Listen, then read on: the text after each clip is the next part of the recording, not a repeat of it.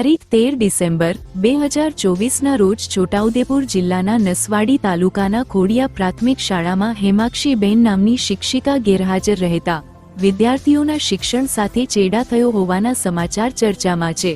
શાળા નિયમિત રીતે સવારે શરૂ થઈ હતી, પરંતુ 12 વાગ્યા સુધી પણ હેમાક્ષીબેન હાજર ન હતા અને તે સમય દરમિયાન કોઈ પણ પ્રકારનું શિક્ષણ આપવામાં આવ્યું નહોતું।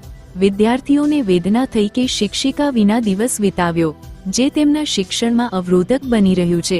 આ ઘટના ખૂબ ગંભીર છે, ખાસ કરીને આદિવાસી વિસ્તારમાં, જ્યાં બાળકોના શિક્ષણ માટે પહેલેથી જ સંસાધનોની કમી રહે છે।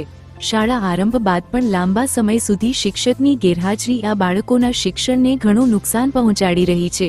એક વિદ્યાર્થિનીએ જણાવ્યું કે 12 વાગ્યા સુધી તે શિક્ષિકા શાળામાં હાજર જ ન હતા અને શિક્ષણ વગર સમય પસાર કરવો પડ્યો। આ પ્રકારની બેદરકારીને કારણે આદિવાસી બાળકોના શિક્ષણ સાથે રમત થઈ રહી છે।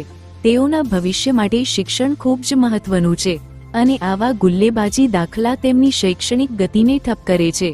સ્થાનિક શિક્ષણ અધિકારીઓએ આ પ્રકરણને ગંભીરતાથી લઈને ત્વરિત તપાસ કરવાની અને હેમાક્ષીબેન જેવી બેદરકાર શિક્ષક સામે કડક કાર્યવાહી કરવાની અનિવાર્યતા છે।